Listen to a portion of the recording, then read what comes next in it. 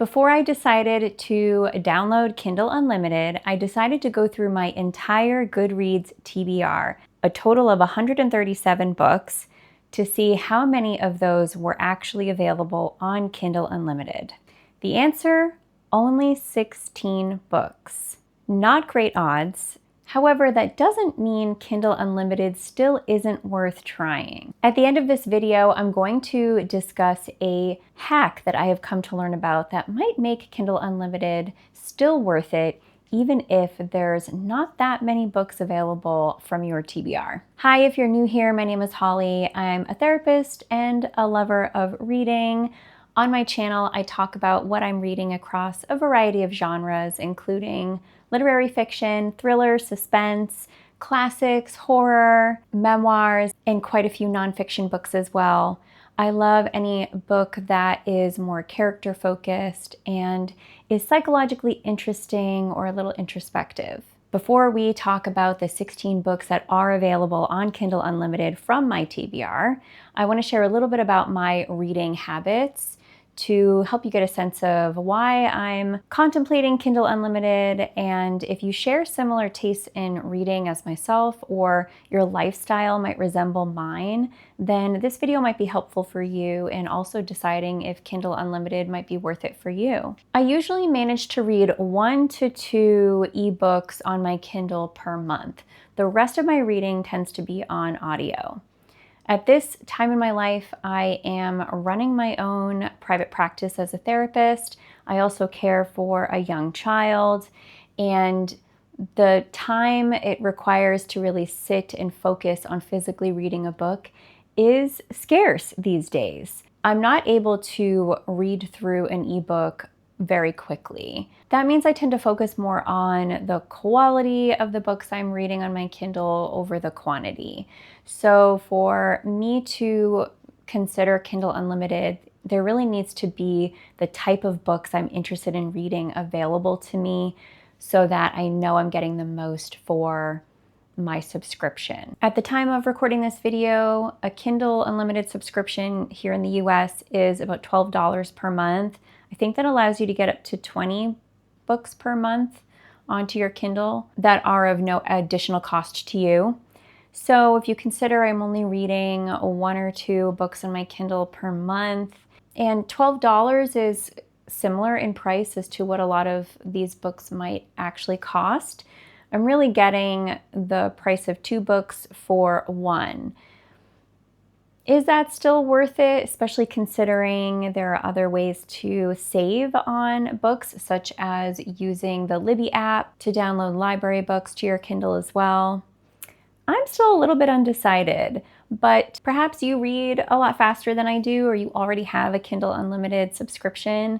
Here are 16 books that I am excited to read and am considering reading should I decide to go for the Kindle Unlimited subscription. I have organized these books by category. I'm going to start off with literary fiction. We'll start on the lighter side and maybe get a little bit darker as we go along through these books. The first book is called Sandwich by Catherine Newman. It's about a woman navigating midlife, menopause, and family roles while she is on a family vacation. I believe this takes place in Sandwich, Massachusetts, which is here in New England. I live in New England. This book interests me because it seems to focus on how identity evolves over time, especially for women in caregiver roles.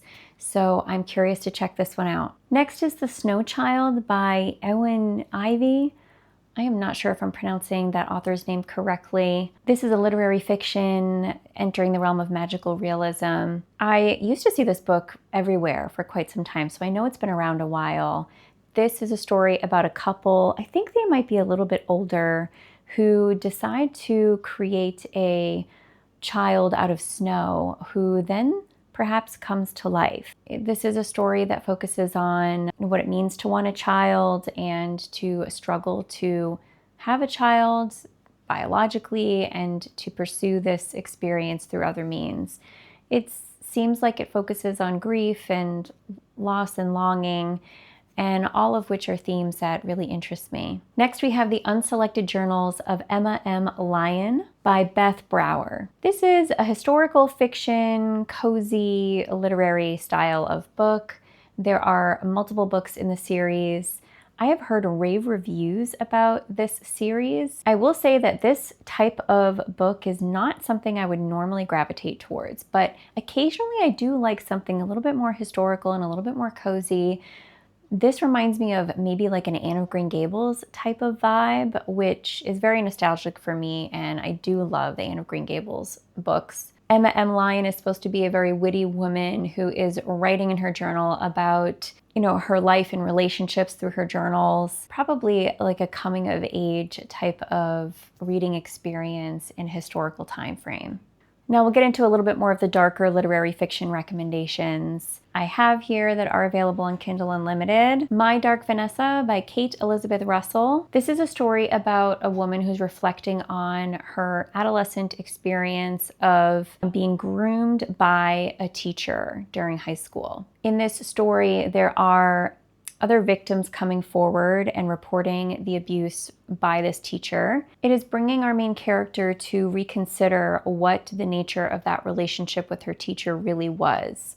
So it's a story about looking back on how you perceived something when you were at a younger age, when you were limited in your understanding, experience, you're being influenced by somebody who's in a position of power and authority, and how now, later as an adult, how is she reevaluating that experience that she went through and understanding it in a more accurate and clear way? So this is just a topic that really interests me, and I've heard wonderful things about this book. It's a hard read and an emotional one, but one that I am planning on reading soon. Next, we have Tampa by Alyssa Nutting. This is a story that kind of flips the script from My Dark Vanessa. In this one, we're following a female teacher who is a perpetrator and is grooming teenage boys that are her students. So I'm a little worried about reading this one. I am hopeful that it is done in a tactful way and the story isn't just meant to shock, for shock value, that it really is a commentary on this dynamic and has something to say about it. I think this is something we don't hear about as often as male perpetrators. And next we have Rejection by Tony Tulathamudi. This is a literary satire. It is a collection of short stories or essays that all kind of interweave with one another. And it's focusing on the online communications of different characters. It's exploring themes of identity, social rejection, seeking validation in deeply uncomfortable social dynamics. I've heard that this book really calls us out on some of the behaviors we see on social media or on forums, and that this one is actually pretty strange and gets pretty dark at times. I've been told to look up trigger warnings for this one, so just know that if this is a book that also interests you. Hello again, it is a different day. I am jumping in here because I realized I missed 5 books out of my 16 that I had intended to talk about.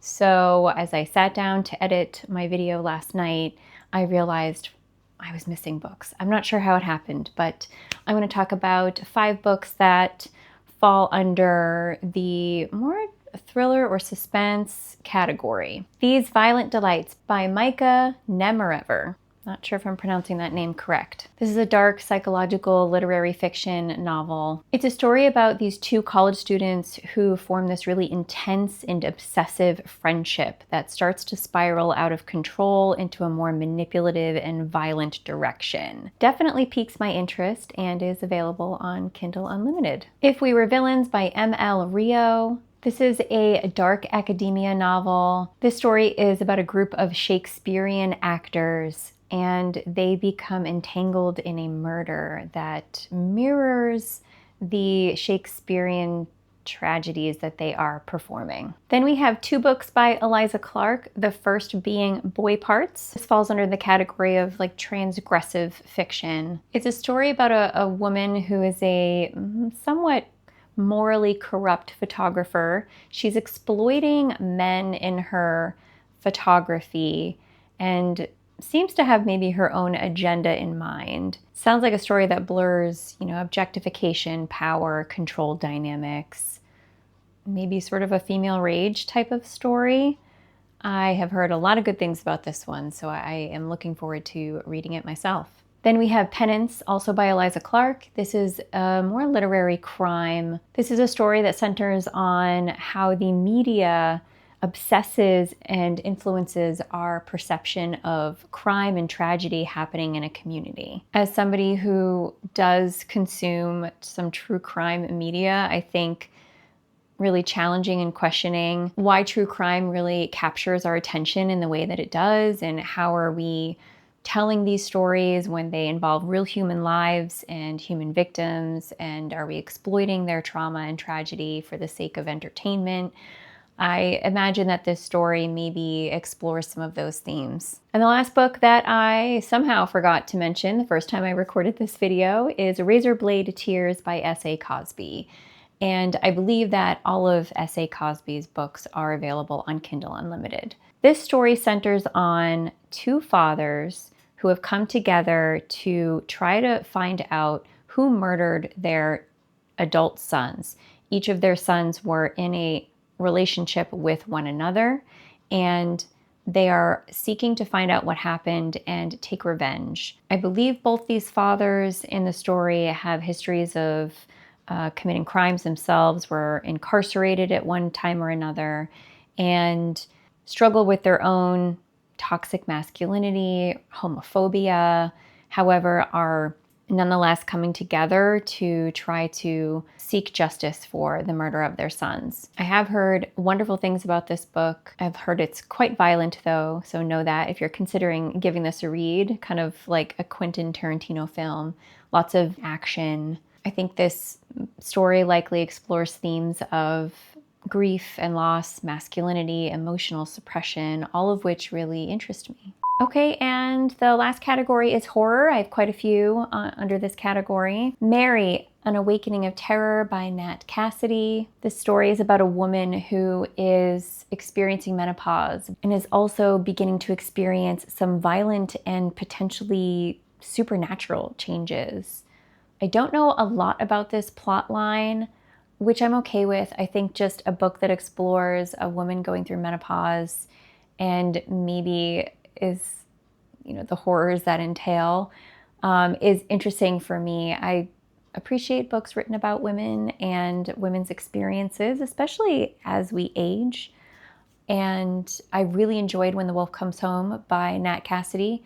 I have a video where I review that book, and I will link it below if you're curious to hear my thoughts. But I really do want to read all of Nat Cassidy's books. So this one is available on Kindle Unlimited. And along with that, we also have Nestlings by Nat Cassidy. This is a story about a couple who are new parents. They are bringing home their baby.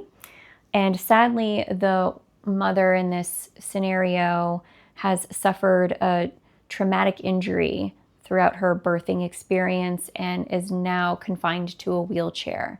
So this couple wins some sort of lottery where they have the ability to go and live in this new home, I believe in New York somewhere.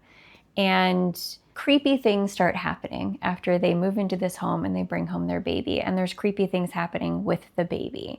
It's sort of like a Rosemary's Baby type of situation is what I anticipate. So I'm excited to read this one. Next is Seed by Anya Alborn. This story is about a father who had experienced some sort of demonic haunting from his own childhood. And this haunting seems to resurface once again after he experiences a car accident with his daughter in the car. And it appears that now his daughter is experiencing a similar demonic haunting or phenomenon that he himself experienced as a child. So I anticipate this book has something to say about generational trauma or the passing down of issues from parent to child, and explored through this horror novel. It's supposed to be like a Southern Gothic horror. It sounds good. Bat Eater and Other Names for Cora Zing by Kylie Lee Baker. This book was being talked about everywhere this past year. It was a very popular horror book for 2025. I have yet to read it, but still want to. We're following a woman who experienced the death of her sister, who was murdered in a hate crime. This is during the times of COVID, when there was an uptick in racism against Asian Americans. And so this horror story kind of follows, I think, some of those phenomenons that happened during that time.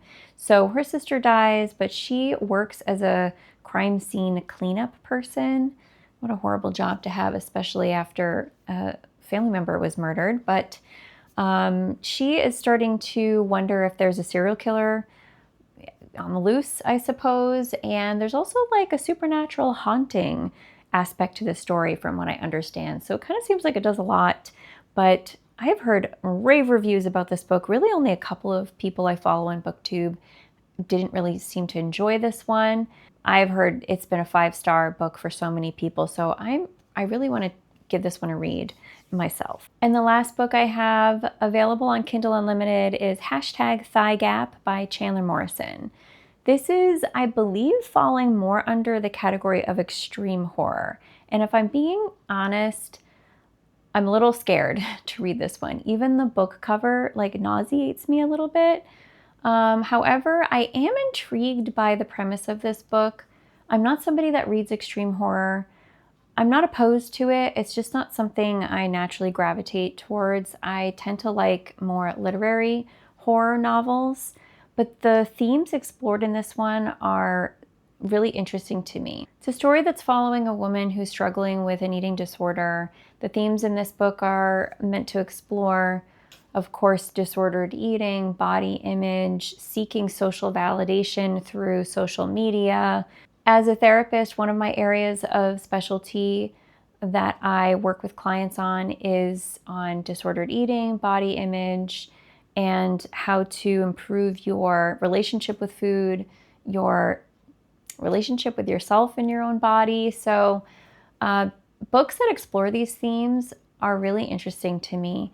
So this one does happen to be available on Kindle Unlimited, but I'm a little scared, I'm not gonna lie. So that wraps up the 16 books that are available on Kindle Unlimited that are on my Goodreads TBR. By the way, you can follow me on Goodreads. It is linked in the description box. I'm pretty good about keeping it up to date. Any book that I am wanting to read at some point in the future, I put on my want to read shelf, and I keep my currently reading books updated as well. So you can follow along, see what I'm up to, see what I'm reading, and maybe get some ideas from my own TBR there. So it's only 16 books out of 137, not great. However, I have learned about a little hack that might make this more cost-effective or worthwhile. I have heard that if you sign up for the subscription and you pay your monthly fee, you can download all the books that are available on Kindle Unlimited that are interesting to you at that time, and then put your Kindle in airplane mode. It will preserve your downloaded books, and you can take your time going through reading them, potentially cancel your subscription, and read books in that manner. Is it cheating a little bit here? Maybe. Is it ethically soundproof? I don't know, but it's an option. I know a lot of people use this trick when they download library books to their Kindle from the Libby app. I have sort of done this myself inadvertently. I didn't realize I was doing it. Usually for my library anyway, if I borrow a Libby book, I have 2 weeks to read it, and sometimes it just takes me longer than 2 weeks. Life gets in the way. So I have found that if I don't ever close out of the book while it's on my Kindle, it will just stay there, even if it's not in airplane mode, until I'm done. As soon as I close out of it or go to the home page, it will say, hey, your time to read this book is up, and it will disappear. So I think an even more foolproof way of being able to finish the book and see it all the way through would be to just put it in airplane mode and it will just stay on there. Once your Kindle reconnects to the internet, it's going to sync with Kindle Unlimited or your Libby app, and it will know, oh, these books are no longer available. You've canceled your subscription or whatnot. And then they will be removed. So for someone like me, if you're a slow reader and you know you're only going to get through a couple of ebooks in a month, I don't know that it's worth it for me to sign up for Kindle Unlimited unless I did something like that. Like I knew over the next couple months I wouldn't need to connect my Kindle to the internet at all. I can download a handful of books, read through them, cancel my subscription, and, get a handful of books for the cost of, one or two. And that might be, worth it to consider. If you're somebody that reads a lot faster than me, you get through a lot more books, I think it's a pretty good deal. It depends on your interest in books. If I'm being honest, I don't know what types of books are generally available on Kindle Unlimited. I'm still a little undecided.